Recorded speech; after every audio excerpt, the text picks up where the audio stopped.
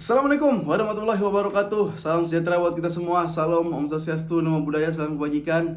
Balik lagi di channel YouTube Afif Safif, pakar bola mengomentari sepak bola dengan kebahagiaan sebahagia kita menanti pertandingan Super Cup Spanyol antara Barcelona yang akan berhadapan dengan Real Madrid. Ya, karena Barcelona melaju ke final setelah berhasil mengalahkan Athletic Club dengan skor 2-0. Ada gol dari Lamine Yamal di situ, dan satu lagi ada gol dari Gavi ya yang menciptakan gol di babak pertama. Sementara itu Madrid berhasil lolos ke babak final mengalahkan Real Mallorca ya, dengan skor 3-0.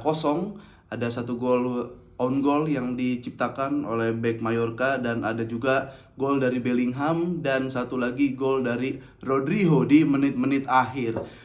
Pertandingan pasti akan berjalan seru, entah seru yang alot atau seru open play terbuka atau jual beli serangan akan terjadi. Nanti gua akan ulas, tapi sebelum gua ulas, absen dulu buat kalian semua yang lagi nonton ya, dari seluruh Indonesia, dari Sabang sampai Merauke, yang lagi di luar Indonesia juga, yang lagi kerja di luar negeri ya. Semoga semua dalam keadaan sehat walafiat. Yang lagi sakit diangkat penyakitnya, yang belum kerja segera mendapatkan pekerjaan, yang temannya masih ada utang segera dibayar ya buat temannya. Jadi kalian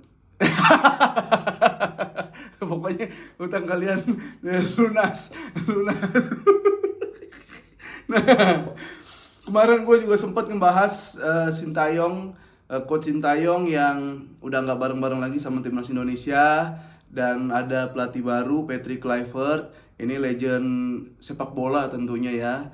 Dan walaupun CV-nya nggak terlalu mentereng, mereka terutama bagian kepelatihan ini membawa asisten pelatih. Ada Pastur dan ada Lanzat, itu mantan pemain bola juga dan legend, sudah sering membawa tim-tim mediocre naik ke atas. Jadi kalau rame banget yang mau minta gue bahas gimana Coach STY atau gimana melihat kedepannya timnas Indonesia ini dipegang Patrick Kluivert, gue tergantung komen kalian aja lah. Kalau kemarin cukup oke juga ya, cukup antusias dari karbol. Biasanya kan kalau gue bahas timnas, kayak kalian yang nonton nggak peduli, pengennya Barcelona, La Liga atau match-match yang seru. Tapi emang di situasi genting banget, gue emang harus ngomong kemarin. Dan gue sebenarnya punya pendapat pribadi ya tentang fenomena timnas ini.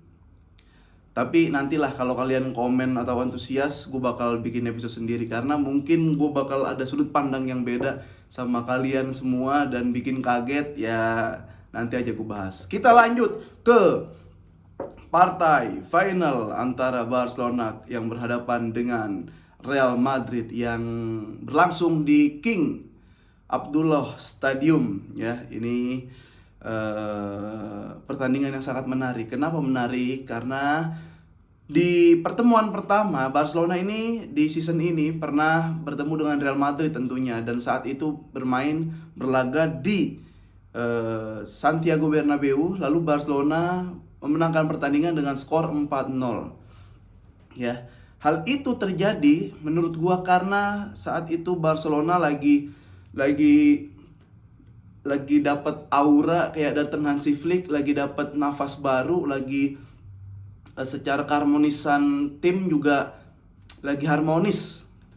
Nah, sementara Madrid kayak baru datengin Mbappe, Madrid lagi nyari-nyari juga nih puzzle-nya enaknya seperti apa. Dan yang salah dari Madrid ketika lawan Barcelona kemarin adalah dia terlalu bermain terbuka. Jadi kalau lu pengen banget menang lawan Barcelona di saat itu, yang ada lu jadi sama aja itu kayak pengen kalah. Nah, ini agak filosofi banget nih. Jadi ketika Madrid saat itu ya, yang dilakukan Madrid adalah pengen menang lawan Barcelona, pengen banget menang lawan Barcelona. Hasilnya adalah ya lu jadi pengen kalah banget lawan Barcelona. Intinya apa? Madrid saat itu belum sabar. Dia ngerasa punya Vini, dia ngerasa punya Mbappe, dia ngerasa punya Rodrigo. Ya di tengah ya kehilangan Toni Kroos, tapi ya, pemain-pemain Madrid yang sekarang juga pengen kayak ayo kita gencar serang Barcelona, kita gebugin, kalau bisa skor telak. Nggak bisa saat itu main sama Barcelona kayak gitu. Bahkan sekarang pun kalau main sama Barcelona kayak gitu belum tentu bisa. Jadi intinya kemarin Barcelona berhadapan dengan Madrid. Madrid itu bukan Madrid yang gue kenal memang. Kenapa yang bisa bisa lebih sabar? Madrid yang gak sabaran. Ya sementara Barcelona ini lagi harmonis-harmonisnya, track recordnya lagi bagus awal-awal. Bilbao dibantai, Munchen dibantai, Madrid dibantai. Jadi buat pertemuan pertama itu memang kayak sama-sama orang nggak kenal aja. Ancelotti nggak kenal Flick, Flick nggak kenal Ancelotti. Tarung ketemu di jalan berantem. Itu yang terjadi. Dan menang Barcelona 4-0. Dan kali ini pasti akan beda. Pasti akan beda. Ya, kalau ditanya kemarin si siapa? Ancelotti ditanya, gimana kemarin 12 offside lawan Barcelona? Ya kita pasti mempelajari hal itu, kata Ancelotti. Kita pasti menonton tayangan ulang dan kita review, kita evaluasi, dan ya bisa jadi aja Madrid ini dapat antitesisnya Barcelona gitu. Karena gue seneng banget kalau Madrid nyerang, Madrid ball position, seneng gue.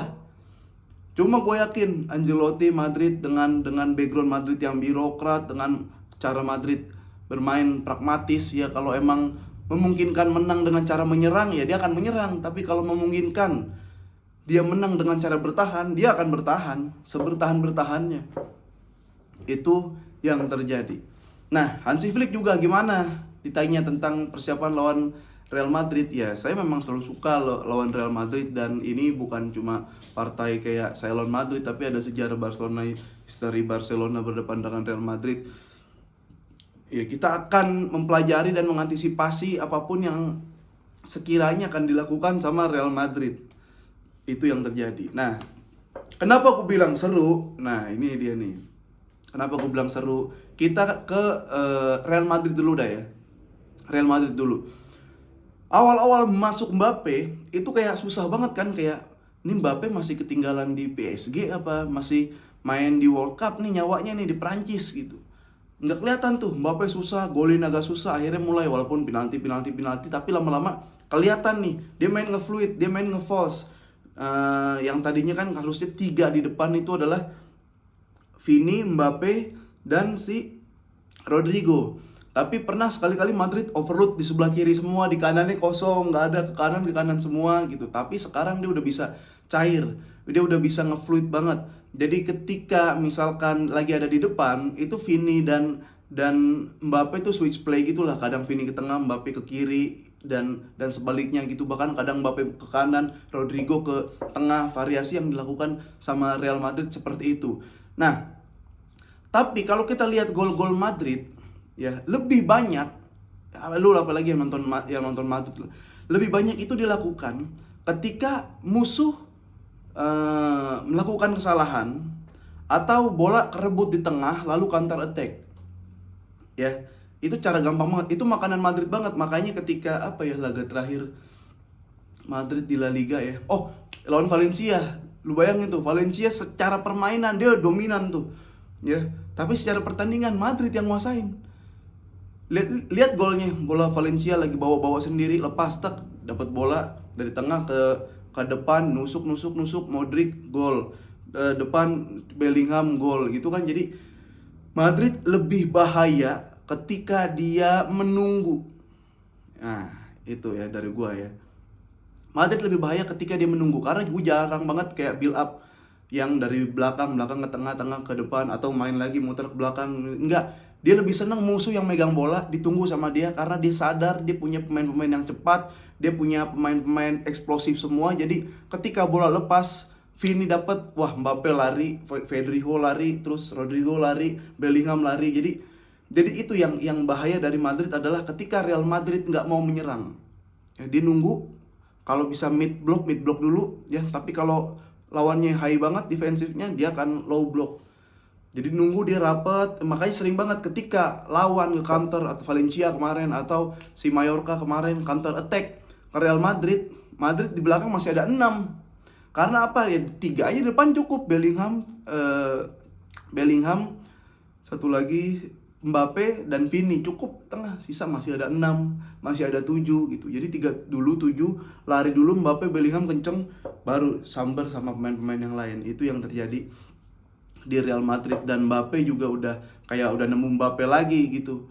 Walaupun kayak kemarin gue ngelihat 2 kali dia belum terlalu Jadi kenceng, dia cepet, dia eksplosif gitu. Cuma kalau udah nempel sama pemain kayak ketempel Maffeo kemarin atau ketempel kapten dari Valencia, nggak lewat juga. Ini di lini sebelah kanan, sebelah kiri dari Madrid atau sebelah kanan dari Barcelona itu akan menjadi lini yang sangat menarik.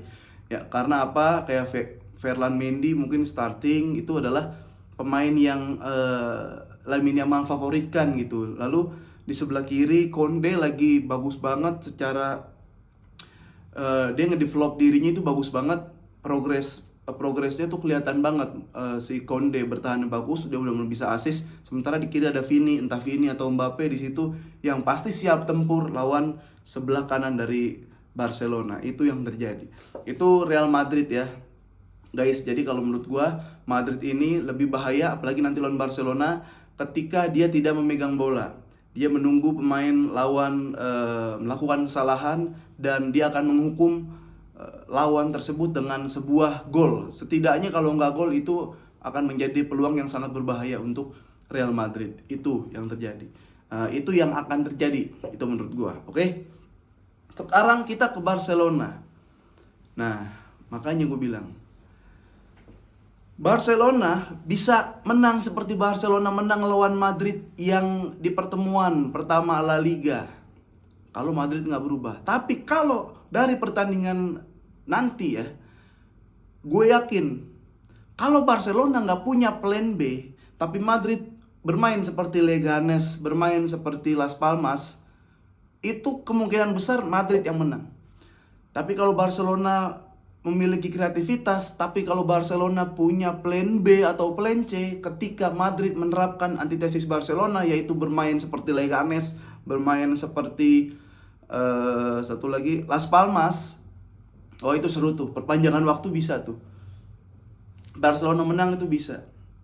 Ya, jadi kalau Madrid harus meyakini dirinya kalau dia harus sabar dan pragmatis. Kalau cara menang lawan Barcelona adalah dengan menyerang, itu agak susah memang. Karena ya lu bisa golin, tapi lu bisa kebobolan lebih banyak karena lu kebuka mainnya. Kalau bisa menang Barcelona lawan Barcelona dengan cara menyerang, dia akan menyerang. Tapi kalau cara menang lawan Barcelona adalah dengan bertahan, kayak Leganes, kayak Las Palmas, kayak Atletico Madrid, dia akan melakukan itu. Ya, Barcelona gimana? Gimana caranya Barcelona cetak gol duluan ke Real Madrid? Karena opsi Real Madrid akan bertahan seperti Leganes dan Las Palmas itu akan terjadi apabila ya Madrid golin duluan. Wah udah. Dan kalau Madrid golin duluan, Barcelona nggak ada kreativitas yang kita tahu, itu nggak bakal tembus ke Real Madrid. Jadi cara Barcelona buat menang adalah coba ciptain gol duluan dan kreativitas, minimalisir kesalahan. Ya, minimalisir kesalahan karena lu bakal pegang bola, ya.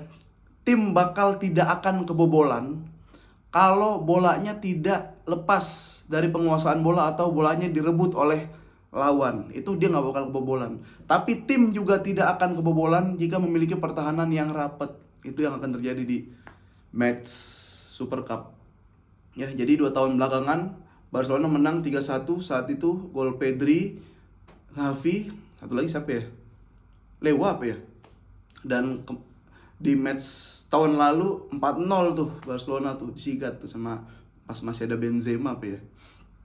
Itu yang terjadi. Nah, tapi Barcelona gimana? Nah, Barcelona sih sebenarnya lagi oke-oke aja, apalagi sekarang Szczęsny udah kelihatan cara mainnya seperti itu. Dan kabarnya kemarin Inaki Peña nggak main karena dia ada telat sedikit lah, indisipliner sedikit. Jadi nggak diampunin sama Hansi Flick. Dan ketika dicoba Szczęsny ya, yang di episode sebelumnya gue bilang, Szczęsny kan bukan kiper jelek, dia kiper bagus, kiper mateng. Yang dilakukan dia adalah belajar build up, karena refleks nggak usah lu ragukan lagi ya, nggak usah ditanya lagi kredibilitas dari Szczęsny. Dia menggeser kiper-kiper utama yang notabene adalah kiper-kiper bagus. Ya, jadi tugas dia adalah gimana caranya nge-build up atau gimana caranya dia mendapatkan sense timing untuk intercept, timing untuk motong bola ketika kayak ada bola atas atau bola throw pass yang jauh, throw pass bola-bola daerah. Itu yang harus dilakukan Szczęsny, itu yang harus dilakukan Szczęsny. Gue juga belum tahu, gue penasaran. Nggak apa-apa sih, gue ikhlas kalau Szczęsny lagi yang main gitu, karena bisa juga kok dia short pass kan masih ada, cuma kelakuan yang bikin ngakaknya juga ada karena dia emang bukan goal playing keeper. Nah, di depan Szczęsny itu ya udah 4 pakem biasa aja, Konde, Inigo, Kubarsi dan Balde, karena kemarin Balde main bagus tuh. Balde Konde main bagus. Belakang nggak usah diutak-atik, di tengah ya, ini tengah kan banyak ya, semua dalam keadaan fit nih. Lu bayangin nih, cuma Bernal doang yang nggak fit. Ya Casado, Pedri, Fermin, Gavi, Pablo Torre, siapa lagi, Frenkie de Jong, ada 6. Eric Garcia kadang juga main jadi gelandang bertahan. Kayaknya ada satu lagi, siapa, ada 8 kan Barcelona gelandang bertahannya itu. Olmo pun ready kan. Jadi ini tinggal pilih memang. Cuma kita lihat yang lagi firm banget itu siapa, yang lagi top care banget itu siapa gitu.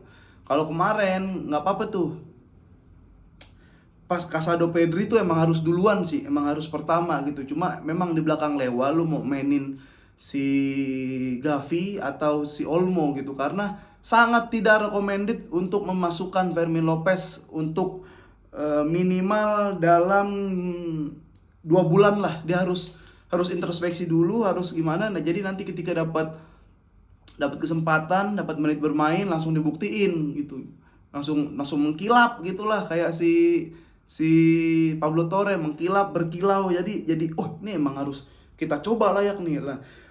Lu jangankan Fermin Lopez berada di posisi layak starting line up, layak mendapatkan kesempatan pun aja belum dengan cara Fermin Lopez yang sekarang ya. Jadi kalau misalkan Olmo atau Gavi, antara 2 mereka nggak apa-apa.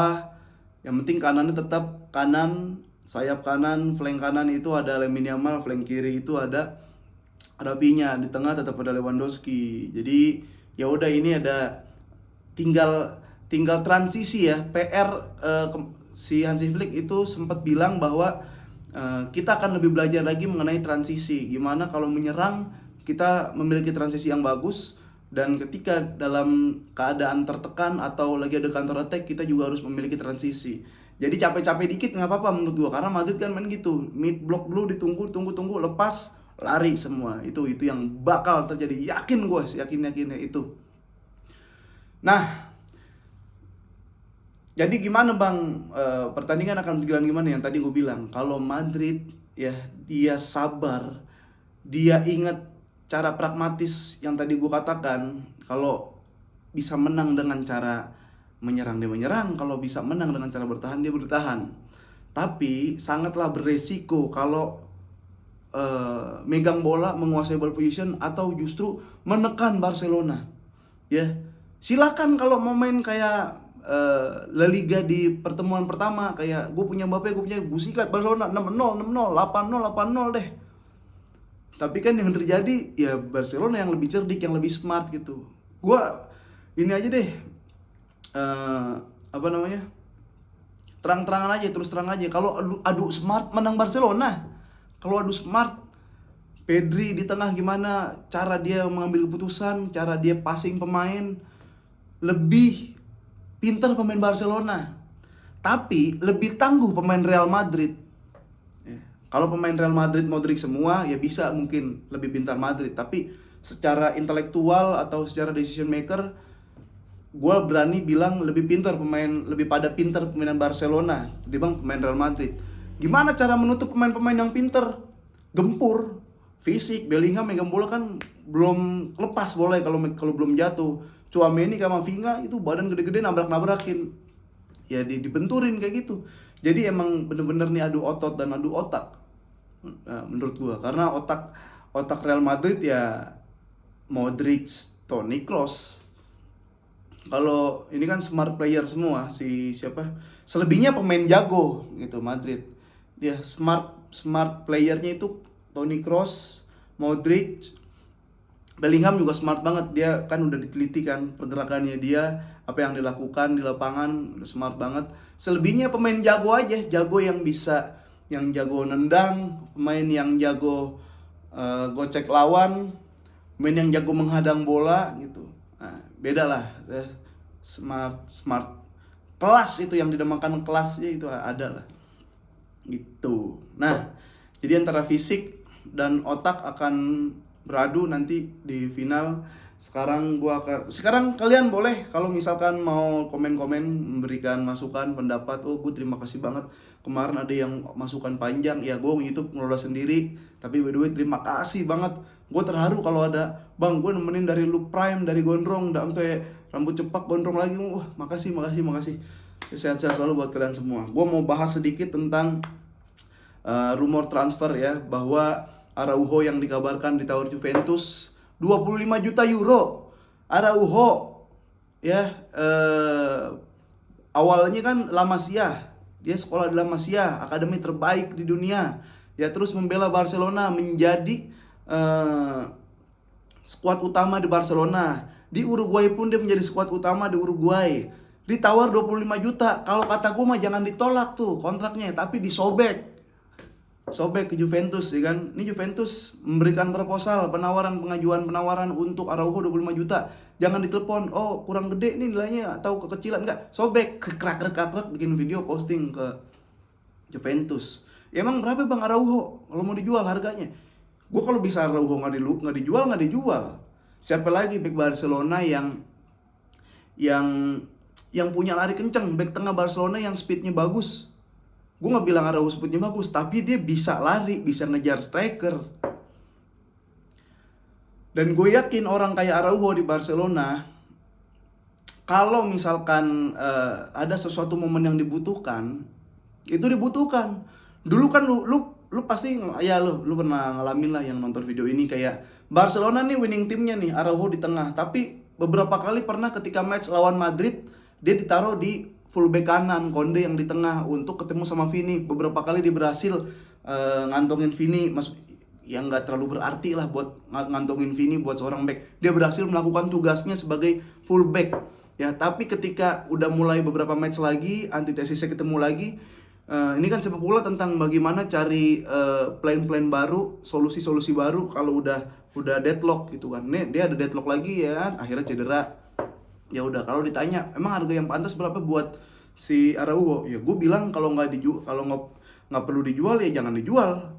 Kalau nggak perlu dijual jangan dijual. Kalau dia nggak perlu keluar jangan keluar. Cuma kan dibilang kayaknya gue bakal ninggalin Barcelona gitu. Gue nggak tahu ada masalah apa. Yang pertama katanya ada 4 pilar tuh. Yang pertama si Cubarsí Inigo main bagus. Lalu tentang gaji gitu, buat ngurangin salary cap di Barcelona. Yang ketiga, ada 4 pilar lah intinya yang bikin si Araujo ini pengen keluar dari Barcelona, seperti itu. Cuma kalau 25 juta sobek. Ya kalau misalkan kena 70 juta oke lah gitu kan. Lu bandingin back-back yang bagus ya, Guardiola berapa dibeli gitu kan. Terus Fofana berapa ke Chelsea, back-back Lisandro Martinez dari Ajax ke MU berapa gitu. Masa lu kalau 25 juta Araujo dilepas, itu bukan cuma ngeremehin si Araujo, itu juga ngeremehin La Masia sebagai akademi ya. Kalau menurut gue jangan. Kalau 70 juta ya harus mengikhlaskan, tapi datengin back tuh Jonathan Tah ya, Jerman tuh kayak gitu, atau beli flank. Itu yang terjadi Araujo ya di belakang.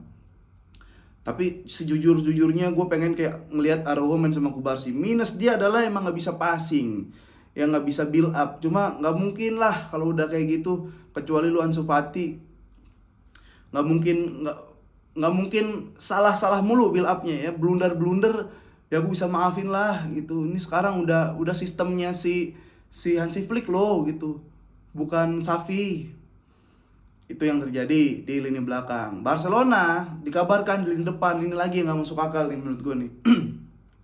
Barcelona dikabarkan ingin merekrut Marcus Rashford dari Manchester United ya, buat manajemen, talent scout, dewan-dewan pencari bakat atau Deco ya selaku manajemen Barcelona, lu kalau misalkan mau ngambil Rashford dari MU buat main di Barcelona, itu sama aja bikin Ansu Fati jadi ada 2 di Barcelona. Nah, lu mau bikin Ansu Fati jadi ada 2. Gimana sih? Lu lihat aja.